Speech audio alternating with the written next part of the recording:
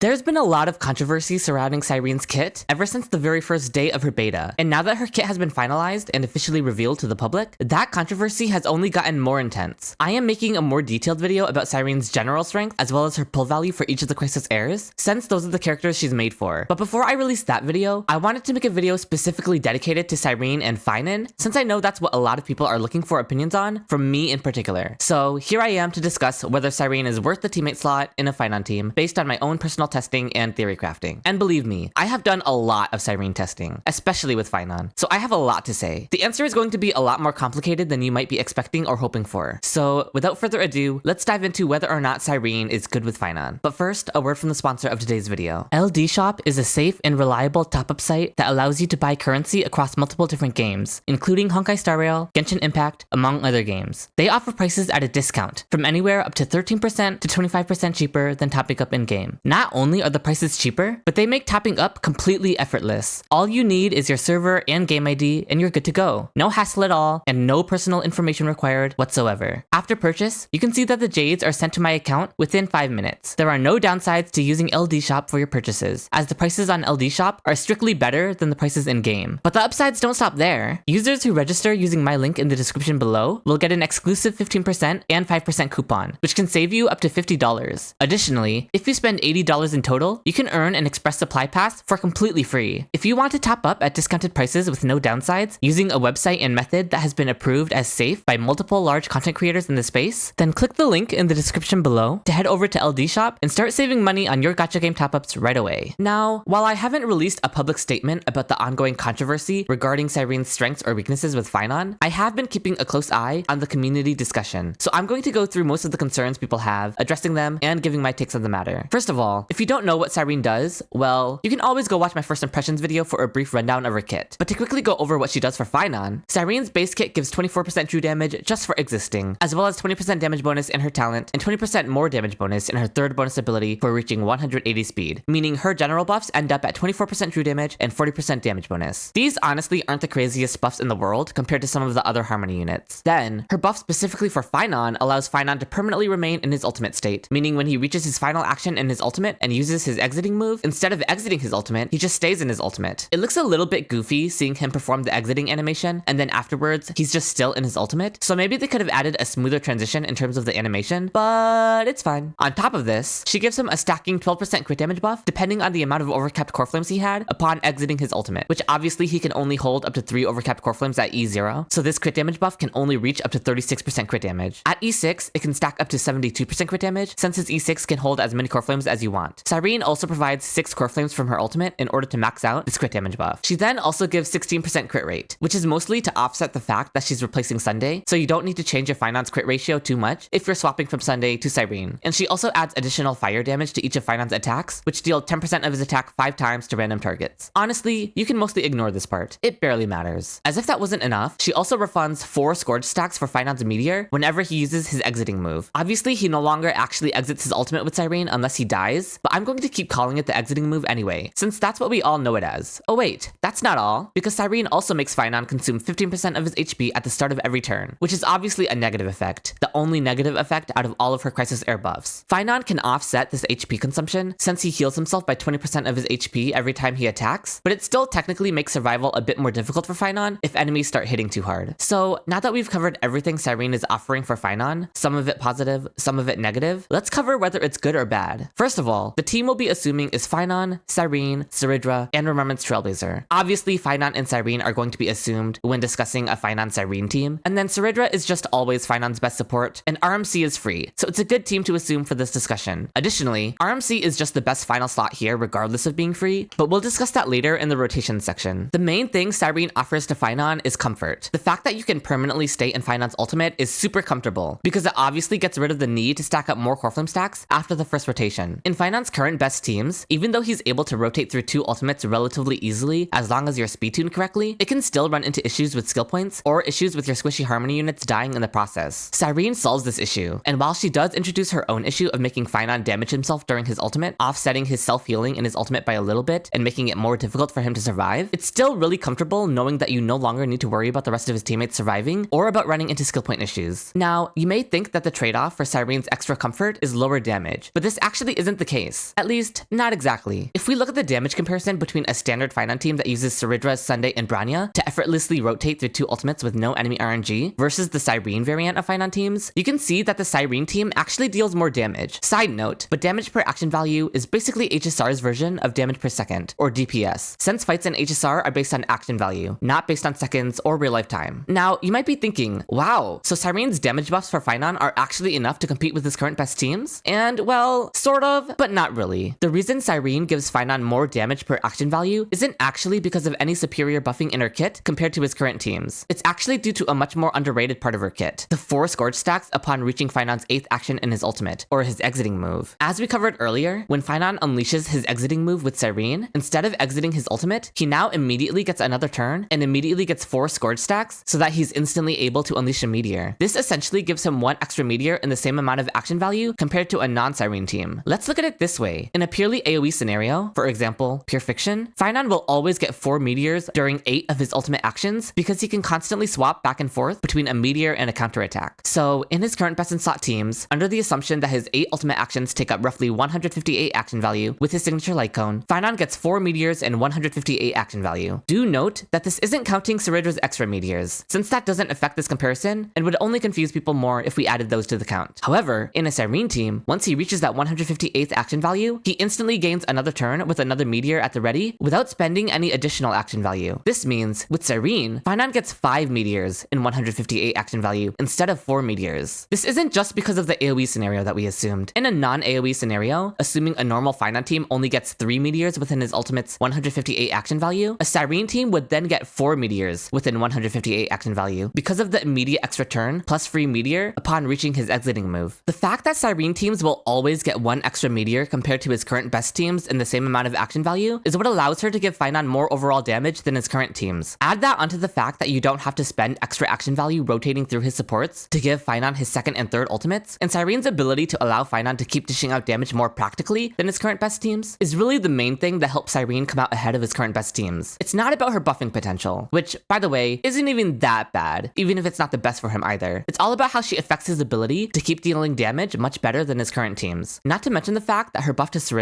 also helps Phainon achieve Cyredra's double meteors faster and more often, especially over the course of a longer fight. Now, with all that said, since Cyrene's main benefit for Phainon has nothing to do with her damage buffing, this means that if you're able to add a support with much superior buffing compared to Cyrene, a support with enough buffs to compete with Cyrene's ability to give Phainon an extra meteor, then that support could theoretically still compete with Cyrene. And that support does, in fact, exist. Her name is Tribby. Tribby has always been Phainon's strongest support in terms of buffing his sheer screenshot damage, due to how valuable her respen and vulnerability buffs are for a character like Phainon, who is so oversaturated on most other offensive stats. To look at the comparison, the team of Cyrene, Sunday, and Tribby is comfortably able to outperform the Cyrene team in terms of damage, simply because Tribby's superior buffing is able to contend with Cyrene's extra meteor within the same amount of action value. Add on Tribby's E1, especially in AoE scenarios where Tribby's E1 is at its most busted, and Tribby would pull ahead even more. However, Tribby of course comes with her own set of issues. Core Flame stack generation. If Cyrene exists to make sure Core Flame stacks are no longer an issue, Tribby exists to make Core Flame stacks an RNG fest and a chore. Tribby obviously gives no Core Flame stacks since she can't target Phainon with any of her abilities. So you end up having to pray to enemy RNG, hoping for them to keep hitting Phainon without killing the team in order to make up for the fact that Tribby doesn't contribute at all to Phainon's Core Flame stacks. In some enemy matchups, the enemies don't even take enough actions to attack enough, thus forcing Phainon to have to wait a long time to get his ultimate. In these scenarios, Tribby obviously is no longer worth it. Tribby is only ever worth it with proper enemy RNG, which I can't blame anyone for not wanting to rely on. However, in scenarios where enemies hit often enough to give Phainon his Core Flames, and your team manages to survive the enemy attacks, then Tribby becomes best in slot, even over Cyrene. Again, it's just a huge RNG check. This RNG check changes once you have Cyredra's E1. The extra energy from Cyredra's E1 allows her to make up for the fact that Tribby gives no Core Flame stacks, and this is why I valued Cyredra's E1 so highly on Cyredra's release, because of its ability to allow you to slot in high buffing characters like Tribby onto a Phainon team without needing to rely on enemy RNG anymore. Therefore, if you have Cyredra's E1, then suddenly Cyrene is competing against the Tribby team instead of a more stack-friendly Phainon team, and in that case, the Cyrene team actually does lose in terms of damage. Ruan-Mei's E1 performs very similarly to Tribby, if not better, and since Ruan-Mei E1 is essentially going to be free, now that we're getting another free golden shot redeem thingy during Cyrene's patch, it's relevant to mention that you can essentially just take the same advice for Tribby and apply it to Ruan-Mei E1 if you're going to have her. I know a decent amount of Phainon mains pulled Cyredra's E1 for this specific reason, so I wanted to dedicate a section of this video to you guys. dies. However, does this mean that you should always just invest in Cyrene E1 plus Tribi or the free run Mei E1, and that those teams are always the superior option over pulling Cyrene for Phainon? Well, not exactly. There are still more things to consider, which brings me to the next point: rotations. This isn't the cleanest transition, but I know the main thing people have been worried about in regards to Phainon and Cyrene rotations is how long the ramp-up time can be for Cyrene's ultimate for Phainon specifically. I admit I am guilty for some of this, since I did a lot of early theory crafting on stream and concluded that Cyrene's ramp-up time was either too slow for Phainon or it required a bunch of incredibly cringe and cursed rotations. However, I am happy to inform you that all the doom posting over Phainon and Cyrene's rotations is incorrect. Cyrene can actually rotate through her ultimate perfectly fine in a Phainon team, so long as you know the correct speed tuning and the correct rotation. And she can actually do it in the same amount of time as a normal Phainon team would rotate through Phainon's own ultimate. So essentially, in terms of the amount of action value required to get Phainon's ultimate in the first cycle, there isn't a huge difference between Phainon's current teams with Sunday versus Phainon's Cyrene teams. The only difference is that, obviously, the Cyrene variant of Phainon's teams focus solely on charging Cyrene's ultimate instead of Phainon's. But as long as they can accomplish that in the same amount of time as Phainon's current teams charge his own ultimate, which they can for the most part, then there's nothing lost. And the reason Cyrene can rotate through her ultimate in such a timely manner is only thanks to using RMC on the team, due to utilizing Mem's action advance to allow Cyrene to spam her skill enough times to get her ultimate quickly. So if you're one of those people who had concerns about how long Cyrene's rotations take with Phainon, then rest assured that won't be as much of an issue as you're worried about. I'm actually not going to go into the exact rotation and speed tuning here in this video because I don't want to drag this video out too long, so I will be releasing another video before Cyrene's release that details the exact rotation and speed tuning for all of you. Just as a hint, maybe make sure you're keeping attack and HP ropes from Von Whack with speed substats. Now, there is one exception to Cyrene rotations being just as fast as Phainon's current teams, and that exception is Anomaly Arbitration. In Anomaly Arbitration, especially against the final boss, playing Phainon without a sustain, namely without Dan Heng Permancer Terai, is going to be impossible for a lot of people. Therefore, if you need to slot in Dan Heng over RMC in a Cyrene team, then Cyrene's ramp-up time gets much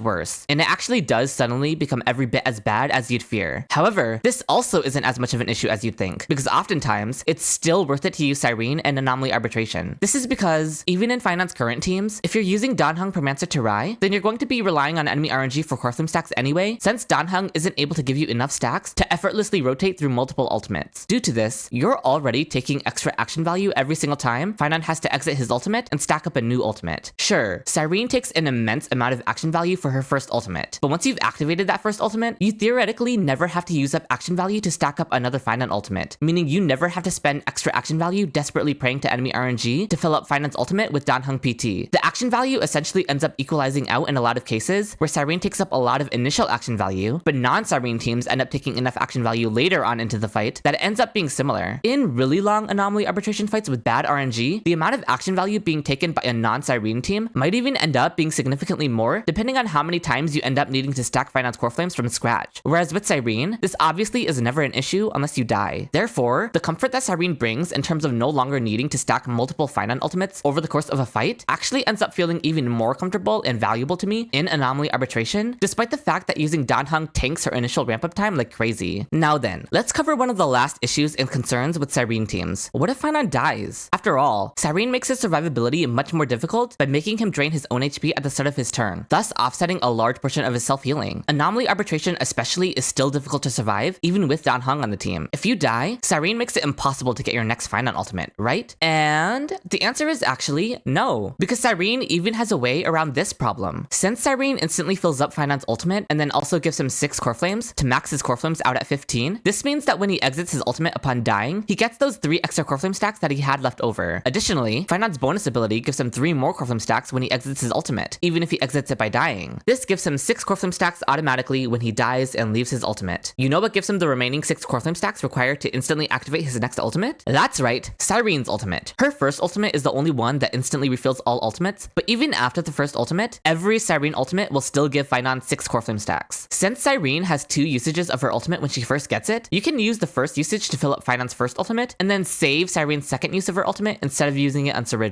Then, when Phainon dies, Cyrene already has that second usage of her ultimate ready to immediately get Phainon his last 6 core flame stacks, allowing him to get straight back into his ultimate with no action value lost, despite dying. Is it worth it to lose out on using Cyrene's buff on Cyrene to instead hold it in case Phainon dies? No, of course not. Always use it on Cyrene if you're able to, because you might as well. However, if you're headed into a fight where you know Phainon is going to die at some point in the fight, then in that scenario, you should hold off on buffing Cyrene so that you can save the second Cyrene ultimate to give Phainon core flame stacks for his second ultimate ultimate after he dies. Basically, you should never go into a fight assuming you need to save that second Cyrene ultimate. However, if through enough trial and error and resetting, you realize that you cannot avoid Phainon dying at some point in the fight, then Cyrene has a way to salvage that situation by choosing not to buff Cyrene. Again, this is something you'll only do if you know the upcoming fight is going to kill Phainon at some point. This is also only one get out of jail free card, since Cyrene is never going to be able to get a third ultimate in Phainon teams without taking up a huge amount of action value, or without her E1. So if your Phainon ends up dying a third time, then maybe your Phainon team just isn't cut out to clear whatever you're trying to clear. I also want to note that there may be some scenarios where you don't use Cyrene's first ultimate buff on Phainon at all, and you instead use it on Cyrene, and you hold off on using it on Phainon. This would mainly be in scenarios where you want Phainon to exit his first ultimate, but you know he isn't going to die. The main use case for this would be in Apocalyptic Shadow, whenever there's a buff that refreshes the team's ultimates upon breaking the boss, since allowing Phainon to exit his ultimate is necessary in order to use any free Cyrene ultimates you get from Apocalyptic Shadow, which is important since Cyrene's ultimate instantly gives Phainon 2 stacks of military merit to get him closer to his next double meteor. These are just some of the neat things you can do and the decisions you can make with the Phainon and Cyrene team. But does this mean you should pull Cyrene for Phainon? Well, let's just put it this way. Cyrene should never be the first thing you invest into if you want to specifically upgrade your Phainon team. As always, the largest boost to Phainon's damage is going to be his own E2. However, since that obviously requires more pulls, if you're looking for a cheaper investment, then the cheaper version of pulling for his E2 would be pulling for Cyrene. These are still his most important upgrades before Cyrene. I would only consider Cyrene after these investments for Phainon, unless you just don't want to invest pulls into Eidolons, or if you just like Cyrene, or if you just want the lore accurate team of Phainon and Cyrene, in which case, I do actually think Cyrene is a legitimate option for Phainon. Speaking of Eidolons, Cyrene's E2 obviously makes her even more powerful due to making her ramp up time negligible, thus accomplishing a similar thing as Cyrene's E1, where you're now able to slot in a stronger buffer over RMC, such as Tribi. But obviously this requires a ton of pulls. Cyrene's E1 is also a consideration since it eases up the RNG required for Phainon's strongest damaging team, using the likes of Tribi or E1 Ranmei, and it also makes up for the amount of action value you lose in Anomaly Arbitration when forced to use Dan Heng PT. If you use multiple Crisis Air teams, then I still think Cyrene is worth it just to add a little bit more flexibility to your support roster while still being good with Phainon. But choosing to pivot away from a Cyrene team and investing into Cyrene's E1 instead is also a fine option for Phainon team investment. If you already have every other Phainon investment I've mentioned here and still want to upgrade him more, then yes, I do personally think it's worth it to pivot away from a Sunday team and into a Cyrene team if that's what you want to do, since Cyrene giving an extra meteor when Phainon uses his exiting move is even more impactful for an E2 Phainon. In the end, it's mostly up to you which one you choose, but I hope I've laid out all the pros and cons of Cyrene in this video so that you can make the most informed decision possible. So, we've touched on the comfort Cyrene brings to Phainon teams by ensuring you no longer need to stack core flames past the first rotation. We've even touched on how she can salvage a run if you're going into a fight where you know Phainon is going to die and be forced out of his first ultimate. We've touched on the fact that Cyrene allows Phainon to do more damage than his current standard teams, and why she's able to enable him to do more damage by enabling an extra meteor. We've touched on Cyrene's rotation time, and how it actually isn't as bad as people think, although I'll have a separate video releasing very soon, going over exactly how and why Cyrene is able to generate her ultimate, and thus generate Phainon's ultimate, in the same amount of time as Phainon's current teams. And we've touched on Cyrene's pull value for Phainon, and the order of things you should invest into for him. If there's anything I've missed, any other concerns you may have for a Phainon and Cyrene team, or anything I looked over or didn't explain well enough, then please leave a comment down below, and I'll do my best to answer it or elaborate on anything. If you've watched this far, please consider liking the video if you found it helpful or enjoyable at all, and subscribe to the channel so you don't miss out on more content like this, including the upcoming guide video for Phainon and Cyrene team rotations, which will explain how to get Cyrene's ultimate in a timely manner in Phainon teams so that you don't end up feeling the doom posting that's been going around in regards to Cyrene's supposed torturous ramp-up time with Phainon. I promise you, it really isn't all that bad, and I'll show you why and how once that video releases. Thank you so much for watching and for lending me your time. I know there's been so many opinions going around about Cyrene, both positive and negative, and it can be hard to know which information is correct, so I hope I've been of some help in dispelling some of the gloom around Cyrene. While I still have my own personal issues with her kit, I don't think she's weak by any means, and I'll be echoing this statement in my upcoming video covering Cyrene's strengths for the other Crisis heirs who aren't just Phainon. But for now, until next time!